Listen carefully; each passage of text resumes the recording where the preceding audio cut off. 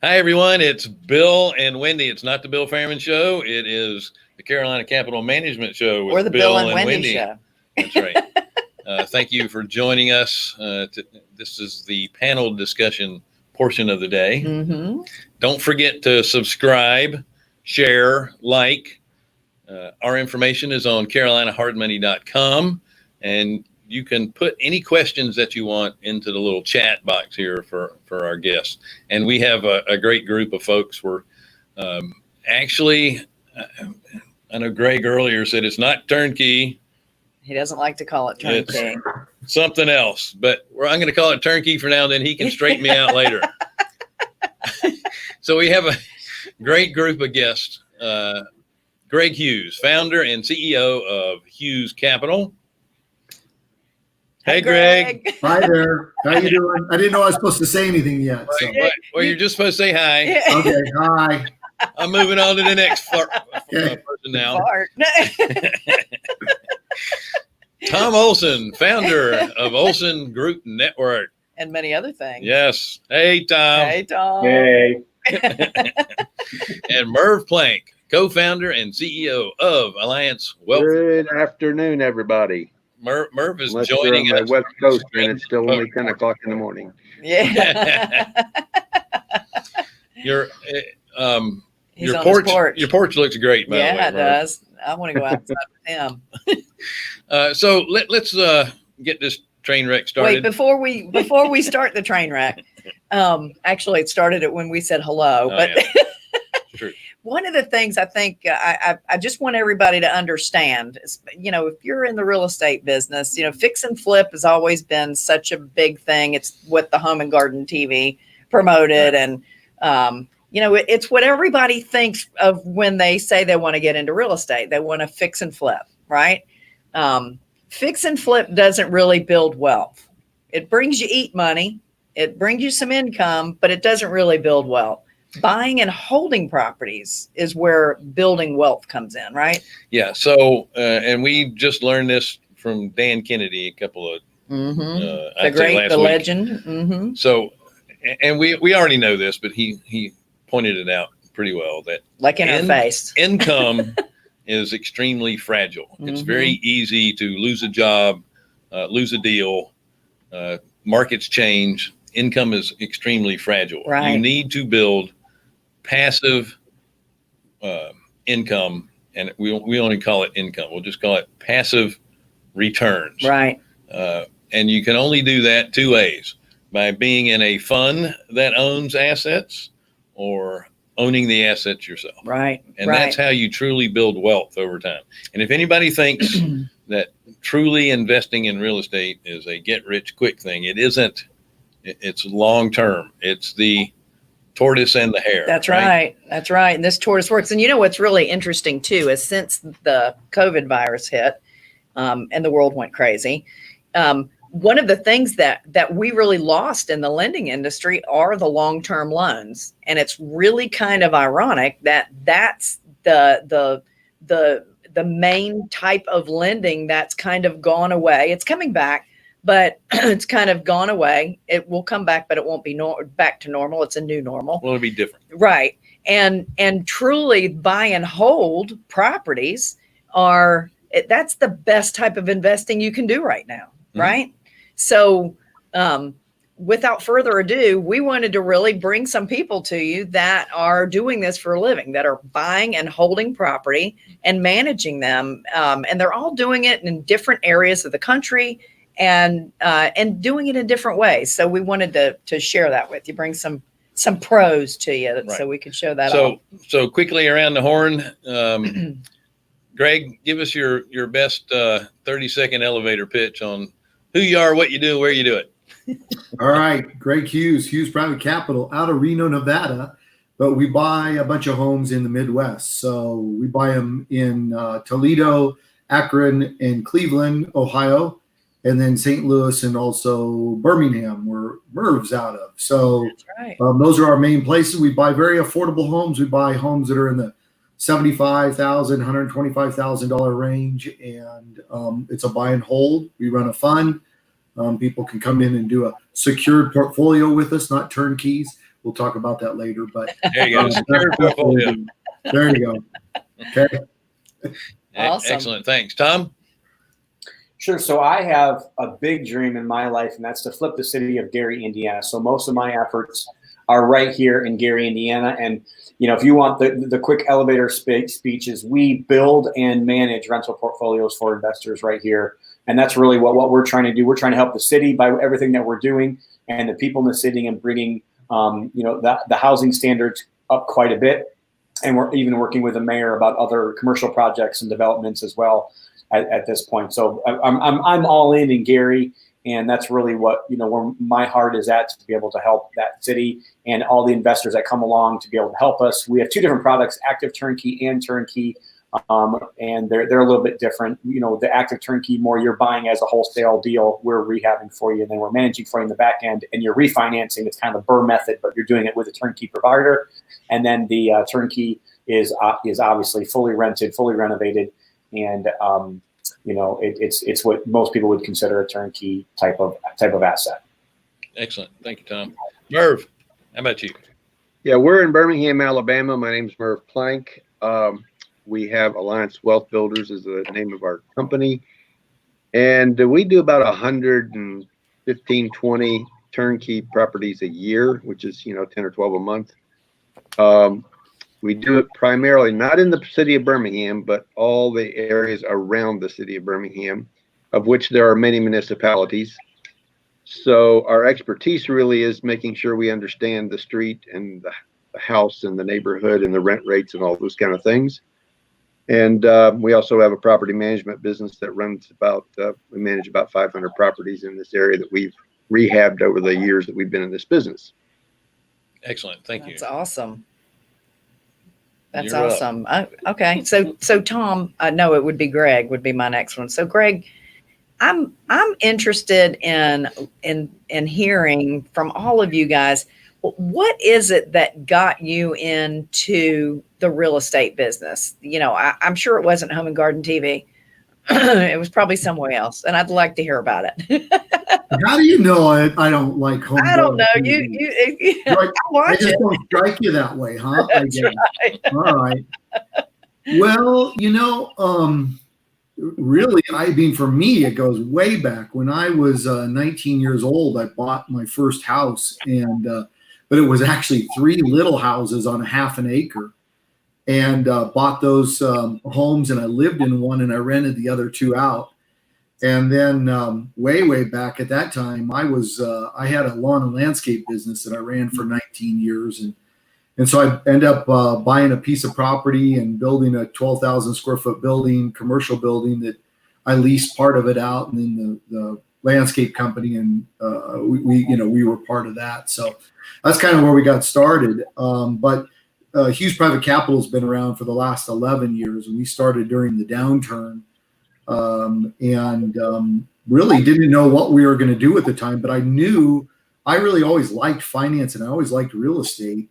And so we actually started just buying houses down on the courthouse steps. Never had done that before, and started flipping homes at the time. And then that's, evolved into what we do today, over all that period of time. But, real estate is, just really, I don't think there's anything better out there to be part of, and especially for the long term. It's where you want to be. Yeah, I agree with you. I love the business of real estate. I just eat, sleep, and drink it. I 100% love real estate. All the different options out there, just everything about it is exciting for me, and I can't understand why it isn't that way for everybody. And I love that you started at 19 buying a house, a property that has 3 houses on it, and renting it out. How smart is that? My goal is to get my children to do the same thing. I'm trying to get them interested in it, but I think they probably spent too much time with me and don't want to be anywhere near real estate. Yeah, Wendy works a lot. Yeah. I don't want to do that. Yeah. So it's interesting that you started off at 19. I bought my first house when I was 19. And you learned from a success in real estate. I learned from not so much a success. Well, he kept a motorcycle what in the living room. That's That was beside the point. So I bought my first house. Jimmy Carter was president, and FHA rates were 14.5%. Oh, gee. Now I got state bond money for my loan, and instead of subsidizing the down payment, they subsidized the interest rate. So my actual rate was, 7.25%. I soon after getting that got letters daily from real estate investors trying to get me to sell the house because it was a FHA non-qualifying loan assumption, and they were offering me big bucks just to turn it over to them. And that's what I should have done,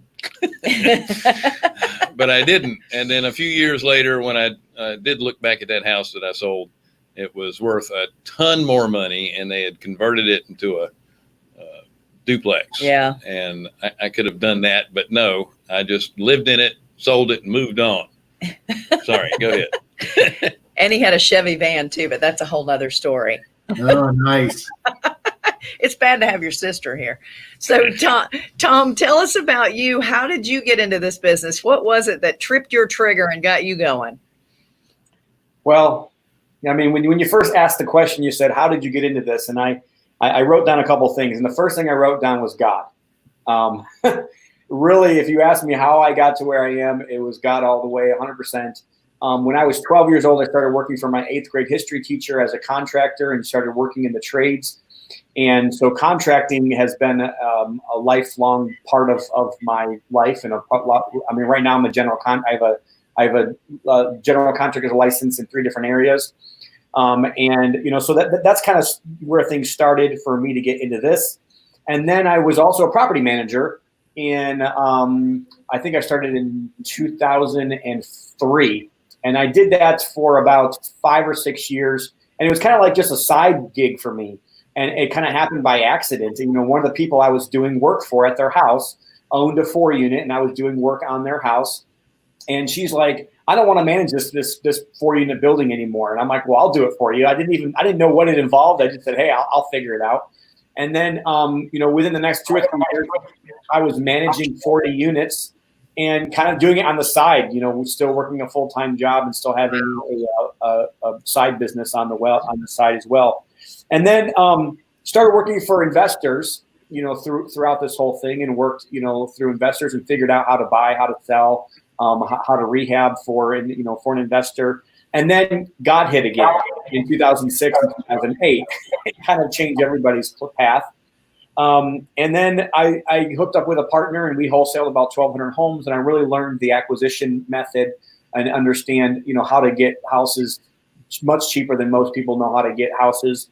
And then I've owned a construction company since I was 19 years old, but the construction company that was working at the time through that entire time, I think was started in 2003. And then basically have just put it all together in the last 4 years. The reason why I do it is because, like I said, I really do want to help the city of Gary, but I do think that I'm a conduit and being able to help investors and manage and be a good steward for them. And that's really kind of, real estate doesn't really, I'm not really super passionate about real estate like Wendy. I'm really more passionate about helping the people that can be helped by real estate. And that's pretty much why I do what I do. That's awesome. And, I got to be at one of your Good Success events and got to see a lot of your houses that you're doing in Gary. And it is amazing the difference that you're making there. So keep on keeping on. It's really looking good. The other thing too, we've seen the magic number is 19 years old so far. We have I bought my first house when I was 20, so I can't. Oh, you missed it. So I mean, 20 is still pretty good too, I guess, guys. It is. It is the Bill Fearman show. It is. We have a comment from one of our viewers, Teresa, that she bought her house when she was 19 and rented it out to other college students. In fact, I think most of you know Teresa. You all know Teresa. I love it. So that's pretty cool. That's pretty cool. Okay, Merv, it's time for you to tell your story. I was 18. Yeah. No, I'm not playing beat that story. I was a corporate gypsy for most of my working career. And what that really means is that I worked for other people and moved around the country. And I found myself a lot of times, well, I'd bought several properties, rental properties, which worked out fine, but sometimes I was an accidental landlord, which means that I moved and had a house and couldn't sell it, so I rented it. And then my corporate job ended when the last big crash hit. And I came home from work, and my wife said, "What do you want to do?" I said, "I've always wanted to be in the real estate business," and which I did. And she said, "Well, I think it's time you do it then." And so we basically started from scratch. I have a business partner, Jennifer Brown, who is younger than me, smarter than me, and of course, better looking than me. And we have started a business really from kind of bare bones. The first year we did 20 deals, and then we did 25, 30 deals the next year, and so on and so forth. And so for the last, since 2012, we built this to where it is today. And we love the real estate business.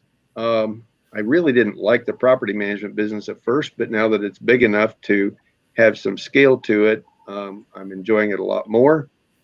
But we like the variability that you never go to work and have the same thing to do every day, because it's always different. Every day is different.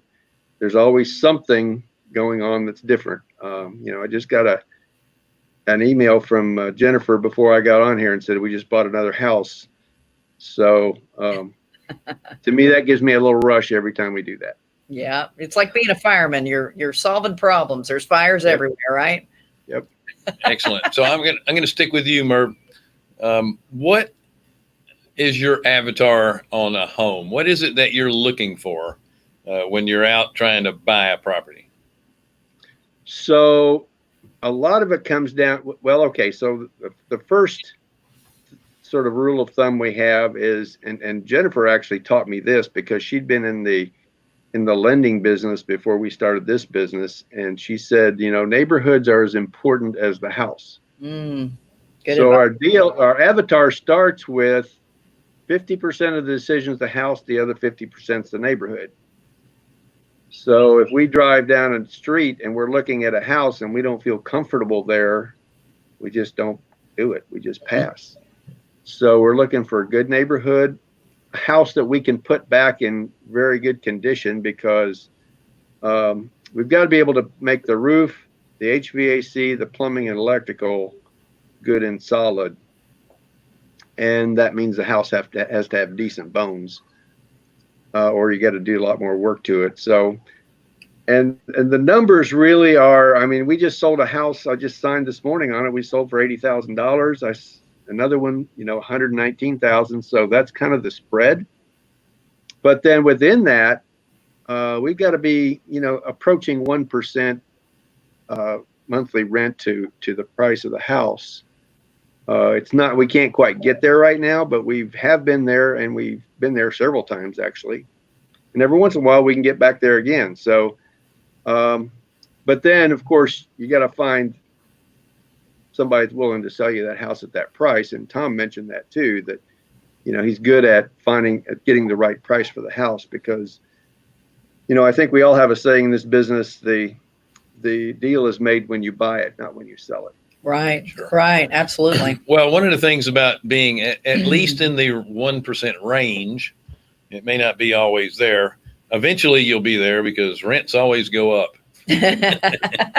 Tom, what is it that you're specifically looking for when you're out looking for homes to purchase?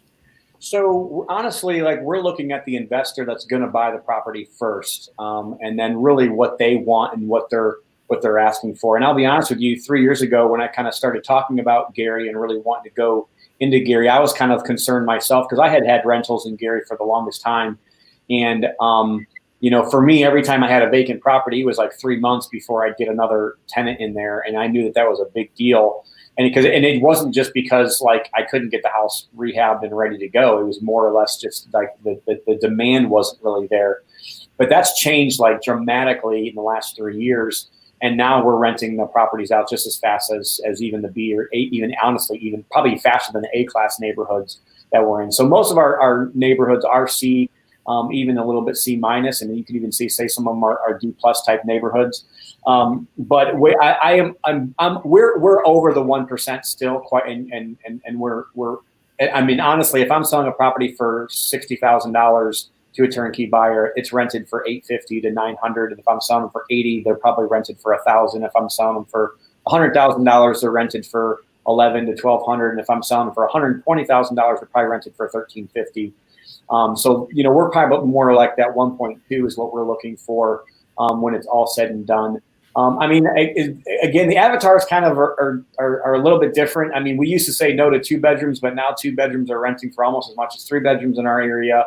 And for me, I have to make sure, obviously, it's going to appraise on the back end, and I also have to make sure that we're going to be able to get the rent, and I got to make sure that the owner that's going to buy that property is going to be happy with that property as well.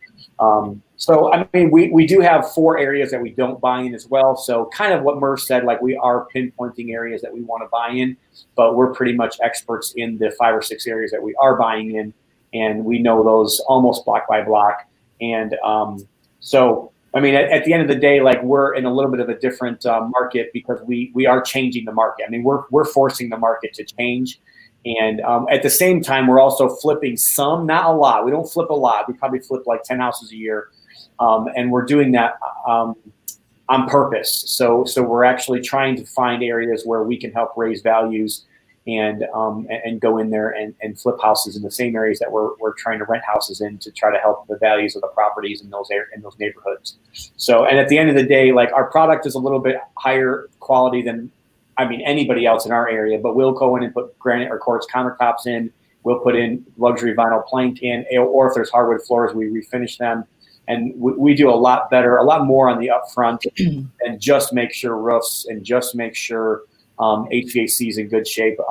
When we first started this 7 or 8 years ago, we were kind of doing a whole lot less, and I've kind of learned a lot from that. And I believe we're getting a lot more in rent, and they're renting quicker. And at the end of the day, it's a better experience for the tenant and the investor by doing the higher finishes. And we're raising the values of the properties. The appraisers, when they come in and appraise the properties, they have no choice but to appraise them with the other properties that are of like finishes. So to me, at the end of the day, like that's what we're looking for when we start, and that's how we hope it to end. Yeah, you're giving people pride in the home they're living in, and that's and it gives us the choice of renter too. I mean, that's been the biggest thing. Like if you got 10 applications for the same property in one weekend versus 1 application, oh, guess what? I get to pick the best tenant as well. So Right. I mean, at the end of the day, you have to. I mean, 5 years ago, I used to take the first person that would give me money. now it's like we vet them the same way we would vet an A-class neighborhood. Like if you don't have a minimum credit score, you're bringing more money for security. And, so we run them through the exact same process. And we only have a 1% eviction rate for tenants that we place. Wow. We have an average vacancy from the time we market a property to the time we get a house rented of 14 days. And we're pretty analytical about making sure we know our numbers. And it's been really good. Wow. Excellent. That's awesome. Greg? Gee, how do I follow all that up? I'm going to just use Merv's answer because that's probably closest to what we do. Tom's doing a whole nother thing there, and Gary, which is awesome on all that. For the most part, and this is actually not the part of the business that I have 2 other business partners that are in my business with me, and one of them runs this part of the business. So in each one of the cities that we're in, we have our own real estate brokerage. We have our own property managers. We are our own construction managers. And so they're handling all this. From probably the easiest way that I can talk about this is that more about that we look at it as a financial model. And we look at, how you're going to buy the property, how you're going to rehab the property, what kind of rent you're going to get. We are getting around the 1%. Some places are a little bit higher. Rarely are we below that when we're done. And looking for that yield. We're looking for the cash flow on the properties. We're really not interested in the appreciation side of it. Wendy, you had said we were talking earlier about the cherry on top. that's exactly what we call it. Appreciation is cherry on top for us. But that's also why we buy in these areas, because we're buying in these areas that just don't go up and down in value a whole lot. So there's not that real worry of having to time the market. If I live in Reno, Nevada here, and you got to time the market. I mean, it's a great market right now, but who knows how long that's going to last? Right. And it could change drastically. So, are we getting a little bit better buys right now because of some stuff? Probably a little bit, but it's just not dramatic, and that's partly why we really like that. And then, I think, for sure, Merv and Tom, you guys kind of alluded to this too, is that, you have a customer, and as much as, we're screening and making sure we don't, or, we want good tenants in, but they are our customers too, and you've got to take care of them, and do a really good job of that. We find so many times the properties that we're buying, especially from investors, they've had all this deferred maintenance, and the tenants are really not very happy at all. And so, a lot of times you can keep them, a lot of times you can't, but we're going to not let that sort of stuff happen. You got to keep them happy and keep them full. So sometimes it's better to let them leave, fix it up, and then get a little more rent for it as well, because you've done the rehab, which leads us right into the next question: is who is your avatar for your renter? Who's the perfect renter out there? All of us know who Jeffrey Taylor is, Mr. Landlord. He has just an incredible way of just loving on his, he doesn't even call them tenants, he calls them residents. And he's just the supreme guru on how to really treat a resident and bring in, just attracting the right people and making them want to stay. And he's really got it dialed in. So who is your tenant that you are really, really searching for, Greg? All right, I'm going to answer this one kind of differently too. So, because I don't deal with this part of the business. Right. And so let's go back to when I was 19 years old and I bought that house and I rented the other two houses out. And, I got plenty of stories, right, of one guy tapping into my telephone line so he could have a telephone, getting punched when I'm trying to collect the rent, And these are people that live, to 25 feet from me, right, at the time. So, and I, of course, have no idea what I'm doing, which is a story of my life most of the time. But then I went out and I bought a commercial building.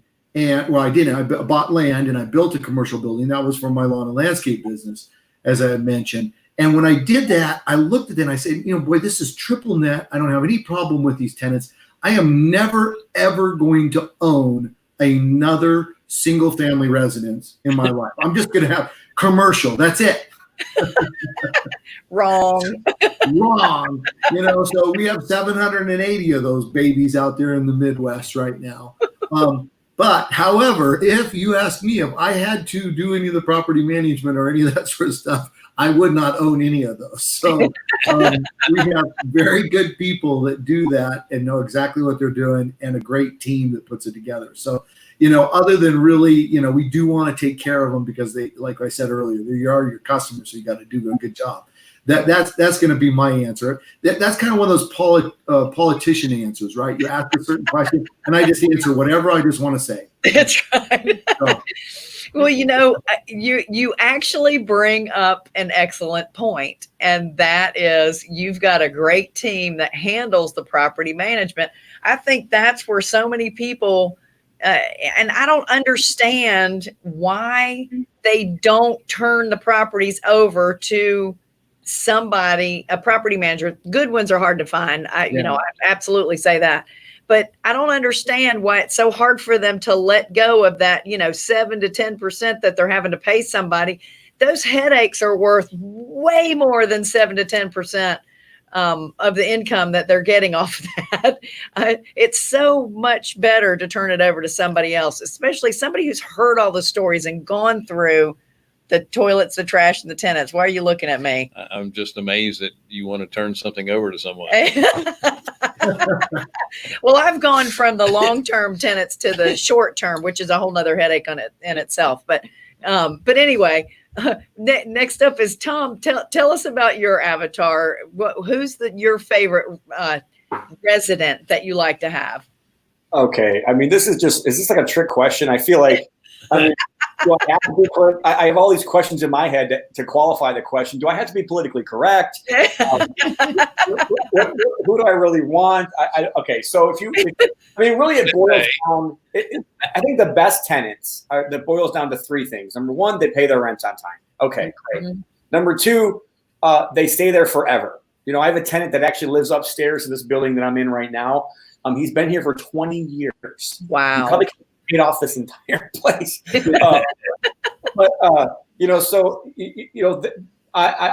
That's my preference, honestly, is the people that will stay for longer, and then the people that won't wreck the place. So like, it really, like, to me, like, if you're looking at big picture, now if you're looking for like qualifications and all of that, yes, like, we use a great software called Buildium, and Buildium basically will spit out, it will almost tell you yes or no, take this person or don't take this person. And we have strayed from it a little bit. And we kind of have our own qualifications, but basically there's a minimum credit score, and Buildium does like 5 different checks on the people. It does your previous landlord checks, criminal background checks, judgment checks, and all those things that you would really want to have on somebody anyways if they're going to be in one of your properties. And, you know, so and as long as the things check out, and again, like, if somebody has a little bit less credit score, we look into why. We ask, you know, is it because of medical bills, or is it just because you don't know how to pay your bills? You know, when do you talk about a person that you wouldn't loan money to just because they wouldn't pay parking tickets because you got rules, right? Right. The same thing it is with us, you know, and we're just looking at this person. Are they going to obey our rules? Are they going to be cordial, or are they going to be the whiny, complaining person that calls every week because they have ants? And I'm like, well, you know, if you didn't leave garbage all around your house, there wouldn't be ants. So, you know, so at the end of the day, I mean, obviously, yeah, it'd be great to have every tenant be perfect and clean. But at the end of the day, there's still 62% of people that own their property. So 38% of people are renting. And like, that means you're dealing with a certain clientele. And I'm not saying that everybody that rents is a bad person or bad clientele, but you have to understand, like, that you are going to have to deal with a little bit of, as Eddie Speed would say, hair on the deal, right? So, I mean, we are, you know, wanting to try to help them as well. So we are also trying to get credit repair for some of our tenants. And we also have a list of locations in case they can't. Actually, we learned that from Jeffrey Taylor, Mr. Landlord, you know, a list of locations if they can't pay rent, of, you know, different places for them to get help from. Right. But, you know, at the end of the day, I'm a little bit in the middle here. I don't really know the exact qualifications of what we have because I don't run the day-to-day, even with my own property management company. I couldn't really even tell you what those qualifications are, but I mean, I think you got the point. Well, you know, and some of it has to be gut too, from just having a short conversation with people. I know, being in the Airbnb business or the short-term rental business, I know you are too, Tom. Yes. That you can tell, and most of it's by text, but you can tell just from a few sentences whether or not this person's going to be a good fit for you. You know, whether they're going to complain about everything when they come in, or, you know, whether or not you're not going to have to hear from them from the time they come to the time they leave. They're like, can I have a birthday party in your Airbnb? No birthday parties. Yeah. No birthday parties. I love it when they ask me, is there an age requirement renting your property? My first thing is, oh, heck no. I don't want them here. I've informed them that I have a noise monitor installed in all of my properties, which I do. So what's your feeling on glitter? Yeah, if I ever tried to get glitter. We had a glitter bomb from Lollapalooza, right? Yep, people came and yep. That's right. We have 16 vacation rentals as well, but that's a whole different business. We're not talking about that today. Yeah, we'll do a show on that too, for sure.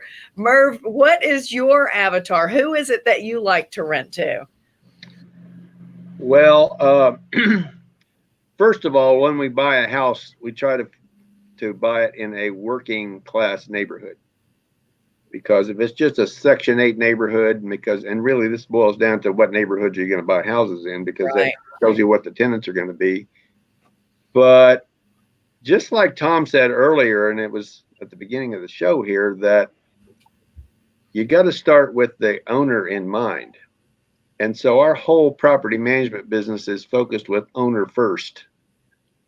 And what that really means is we got to think about the owner every time we do something. Now, we don't let the owner decide if they're going to rent to the tenant or not, but we make sure that we screen it with that owner in our mind. The other thing I would say is the best thing for showing our avatar is we have a property manager who we hired about the time we crossed, I think, 180 properties. And she ran a multifamily 500 door building for a number of years and has seen thousands and thousands and thousands of tenants. You talk about somebody that's got instinct. She's got instinct like nobody else that I've ever seen. And so at the end of the day, after she looks at all the paperwork and everything, you know, and we like Tom have a minimum credit score, and you know, I monitor the calls coming in. Every once in a while I hear, I just got out of jail. Will you rent to me? No. Yeah. You know, you haven't got a job yet. So, you know, they've either got to be, and honestly, about 30% of our tenants are Section 8, which means they're government subsidized. And so we don't mind that. The only downside of that is that if you have a government subsidized tenant, it takes longer to get the money up front when you start renting to them. We still require them to do a deposit because one of the qualifications, you got to come with 1 month's rent or you don't get into any of our houses at any level. So that's one qualification. And so that's a security deposit. But then, you know, just like Tom, we use the Buildium software. We use the same software systems. And so we have the same screening process. But at the end of the day, our property manager, you know, says, yes, I will, or no, I won't, after looking at all the data. Right. So that's pretty much the way we do it. You know, it's funny. We have, I always thought it was funny when you call references when you're hiring people, and you call landlords when you want to let somebody move in. I never call the landlord that they're living with now, you know, because that guy wants to get rid of them. They're going to tell you whatever you want to hear. I'm always amazed at the people that just call their current landlord as a reference on something like that. That's kind of funny. Well, that's like when you hire somebody. Yeah. Yeah. They want to get rid of them. That's right. Yeah. So we're getting back to avatars again. Merv, I'm going to start with you, but this is about your investor. Yeah. The person that is going to buy that property, or the person that's going to get in your fund. What for you? You don't have a fund. You're basically selling individual homes, correct? And talk a little bit about that too. We're selling individual homes typically to an individual investor who may be their first one. It may be their fourth, fifth, sixth one. It may be the 25th one. Because some investors tend to buy, 4 or 5 houses in one market, then they go to another market, buy 4 or 5 more because they don't want to be all in one market. Right. But I will say this, one of the things we say to them as they are coming in, even if they're first time, is that if you're intending just to buy one house and that's your goal, you probably shouldn't buy from us, and you probably shouldn't buy a rental property right now. I always say, because you talked up front about wealth building and all of that, and the important part there is that unless you have 4 or 5 or 6 houses, most people aren't going to get the kind of cash flow that they're really looking for. And the other thing is, if you got 5 houses and one of them's down, you still got 4 to pay the bills. Mm-hmm. Right. And buying a rental property is no different than owning your own house. Mm-hmm. I built this house that I'm in 15 years ago, and last year my big AC went out, and it was a big deal. Same thing happens in a rental property. We're in the South. Every house we do has a central air, and if If the AC goes out, you got to fix it. That's the most expensive thing to fix. So I try to make sure that they're comfortable with that. Every once in a while, you get people that say, well, I just want to buy one because I just want to try it. I don't know where I'm going, what I'm doing. And we usually encourage them to take some time and think about it a little bit longer because, honestly, right now in today's market, most of our current buyers are from our current our current owner pool. What they're doing is they're taking money out of other places that's not working for them, and they're buying rental properties. Right. So we have a pretty good list of, I was just talking to my sales director. Most of the houses we're selling right now are to existing owners because they're just expanding their presence in rental properties, Sure. which means that they've had a decent experience or they wouldn't be doing that. Right. Yeah, I think people that want to just dip their toe into owning rentals and they only want to try one, because we know, again, we talk about Murphy's Law. If they only buy one, that's the one that's not going to rent, and they're going to have a terrible experience. They're never going to get back into it again. Those are typically people that should be in a fund that does something similar. That way, they're still diversified and they'll still have a good experience and they'll understand the business itself. Same thing with lending and buying notes, Yep. all of that. You want to have more than one, right? Absolutely. Tom, what about you? Well, it's kind of funny that Murph said that because I was going to go down that almost the exact same path about like if you're asking me who I want to sell properties to, but I think I'm going to multiply what he said, and it's kind of been something that's kind of come up lately because I hear a lot of these people that are out, these resellers that are actually not really doing properties themselves, but actually reselling a bunch of other people's properties. And they try to, I think they think that 4 is the magic number. And I'm like, once you get to 4, well, then you can maybe kind of like, if you have a repair, then the other, ones will pay for it. And fine, that's true. But even if you're going to only buy 4 or 5, like, to me, I don't even think it's worth it. Like if I only had enough money and I never wanted to buy more than 4 or 5 rental properties, I would just be a lender. I would just put my money into a fund, and I'm in the business. So seriously, in my opinion, I don't think that anybody should really get into rentals unless they have a goal of less than 20. If you should have a goal of at least 20 properties. And I don't even think if you have less than 20 properties, you don't even have a large enough statistical snapshot to be able to tell me if it's a viable option or not. And really then the next step that I really look into, and I wrote this book called Active Turnkey, the best way to buy rentals. And the first half of this book is all about financial freedom. And that's really who I'm trying to help. I'm trying to help those people that are really trying to get to that point of financial freedom. A really good friend of mine, his name is Michael Zuber, and he's got about 190 rentals right now. And he retired when he got to about 120. And I asked him, I'm like, why didn't you retire quicker? And he's like, really, like at the end of the day, performers are great. And yes, some years you might make great money, but you really are looking at about 100 rentals if they're leveraged, 100 rentals if you really want to retire and make sure that it's a for sure nest egg and it's actually going to make it happen. And that's the only part of your portfolio. If you're doing lending, if you're doing funds, maybe you don't need to have that many, obviously. But that's what I really think, and I actually really believe that if they're leveraged and you're looking at rentals as your single source of being able to retire, I think your goal ought to be 100. If you're looking at free and clear, paid off, I think you could probably do it with 30 to 40. But that's really like my avatar. I'm looking for people that want financial freedom. I'm looking for people that want to leave a legacy to their children's children. And I'm looking for people that really want to have, obviously, a part in making Gary great again. But as far as the numbers go, Marv is exactly right. And actually, I would even, make it a little bit more of those numbers. I'm looking really, honestly, I'd rather work with that one guy that wants to buy 20 houses than 4 guys that want to buy, 4 or 5 houses. And we are the exact same as Merv as well. Like I think we'll sell I think last year we sold 98 houses, and I think this year on pace for 120.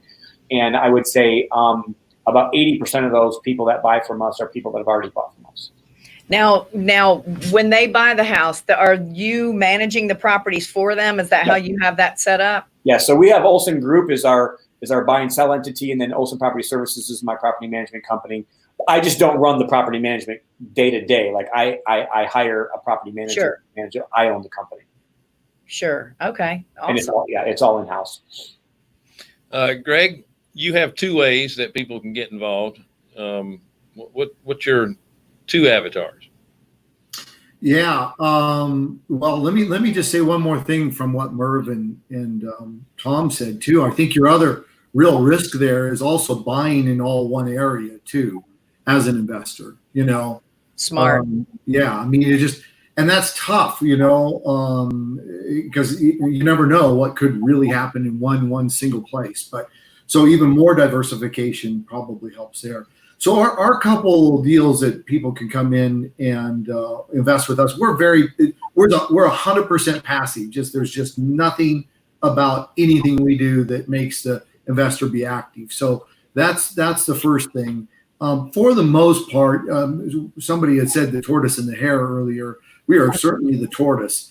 We just kind of plug along here doing it. But what we have is a fund where you can come into it. The fund has about 25 million or so. So I'm not sure what that translates into homes, but it's probably about 350 or 400 homes. And you just own a piece of that, and you get your net profit at the end of each month. And in that case, you're making about 8.5% on it. You're going to get some depreciation because you get that on your K1 at the end of the year. So that'll add another 1.5% to your return. The other way that we go about doing it is we call it a secured portfolio. So we will sell people properties out of the fund, but then we lease them back from them, and we take over all the responsibilities of those properties. So the only expense that the person that's bought it from us has is the owner's insurance. That's it. Everything else falls onto us, and we just pay them a set monthly income. And so what we look at that is that property comes back into our entire portfolio, and then that's the way they get paid. So whether their property is vacant or not doesn't matter to them. Whether we fix a hot water heater doesn't matter to them. And that's what makes it completely passive. And we do a lot of that with 1031 exchanges. So people that are looking to get out of their property and not pay any taxes on it, they can do that same thing. They exchange in, we title the properties, and then they do that. And if they want to, they can go out and finance them so they can get a bigger and better return. They can usually double those returns in the 12 to 16% range. But it's all a cash flow play. None of it's an appreciation play. So you want to be, if you're going to do something with us, it's all about being passive. I mean, it's so passive that we don't even allow them to choose the homes that we're going to sell them. So we say, look, here, you want 8 homes, here's 8 homes. And because at the end too, which we haven't mentioned, is we buy those homes back from them. So we sort of take the risk off of them, again, putting it on us to make it, to perform. Is that something you picked up from your commercial building with the triple net lease? Kind of is, yeah. Yeah. That kind of ran through my head when you were going through that you're basically leasing it back and paying everything but that property insurance. Mm-hmm. That's smart. All right, so I'm going to stick with you, Greg. And I know this isn't your part of the business, but are you seeing any issues finding deals right now, trying to find houses that are going to be in the right price range based on we have a shortage in single family houses existing out there. Are you having trouble finding good deals? Well, for the most part, no. And sometimes I never know whether it's the market or it's us. So we had a lack of deal flow, believe it or not, more in 2019. But part of that is just because some of our systems weren't up and running as high level as we've got them to today. And so for probably the last about 6 months, maybe 9 months, it has just increased. I don't know that necessarily we're finding a lot of better deals, but we certainly are being able to find more properties to buy and put that together. So, that kind of gives you an idea. We're buying around 40 to 50 per month, but that's not really answering your question of whether or not, they're a better deal. when we're buying them right now. All right. I was just curious based on, the current market, and a lot of people took properties off the market and that type of thing. Tom and Merv, we only have about 5 minutes left, so I'm going to let you guys answer those questions, but don't be like me and be long in the tooth, because I want to make sure that everyone can get your contact information. So, Tom, you're up next. Have any trouble finding deals? No. Good fleet. Thank you, Tom. How about you, Merv? No, there's always deals in our market. Well, that's why you guys are in the markets that you're in, right? Yeah, I mean, it's part of the skill set that we have to have those, be able to find those. I mean, there are ways to find them, and if you're a hobbyist investor, you probably won't meet us competing for a deal, because we got ways that other people don't have. Right. I know that Tom and Greg have the same thing. So. Yeah, and I know that all of you have good marketing programs in place that you're always mining continuously for those leads. Anyway, right? Yeah. What's really cool too is the three of you all, you kind of do the same thing, but a different twist on the way that you do that. And the three of you are a great example of the variety of real estate that you can be involved in. There's so many different ways to skin a cat, as they say. And you guys are just picking out your own niche and just tearing it up. It's pretty awesome. Pretty awesome. So Sharon had a question about, are we recording this? This will be recorded, and it will be available in 24 hours right here where you're watching it on the Facebook. On the Facebook. Yeah, I'm not old. What about the Twitter? We're gonna have it on that too, or the YouTube. All right, folks, we're gonna wrap it up. Thank you guys so much for being with us. Merv, how does somebody contact you? AllianceWealthBuilders.com, which is on the screen there. Awesome. And I'll give the number 205-552-7009. Thank you so much. Tom? Yes, we do have a podcast called the Active Turnkey Podcast. So you can definitely check us out there. And we also have buyolsongroup.com, and that's on this. It's BUYOLSON group.com. And you can get on Jared's list and talk to Jared as well if you're interested in our turnkey properties. Awesome. Thank you. Is that the same Subway, Jared? No, it's not the same Subway, Jared. No, but we definitely like to make fun of it.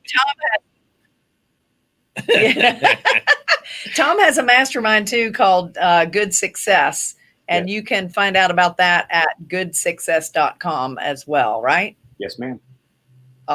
Awesome. Well, he's got some quick answers now. Yeah. So, nope. Greg told me I'm not allowed to talk anymore.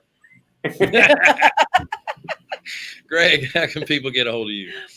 Well, they can go onto our website. There you go. It's on the screen there, hughescapital.com. If you like, you can email me. It's greg@hughescapital.com. And telephone number is 775-234-4001. Awesome. Excellent. Folks, thanks so much for joining us. And I'm sure you got a lot of great content out of these guys. They're all wonderful people. We've known them for years. We get to see them all the time and learn something every time we talk to them, right? That's right. So don't forget to subscribe and share and like us. If you want any information about Carolina Capital, that would be, what is it? CarolinaHardMoney.com. That's what we claim. You guys have a great week. Thank you so much. Thank you. Thanks, Thanks, guys. Thanks, Bill. Thanks, Wendy. Thank you.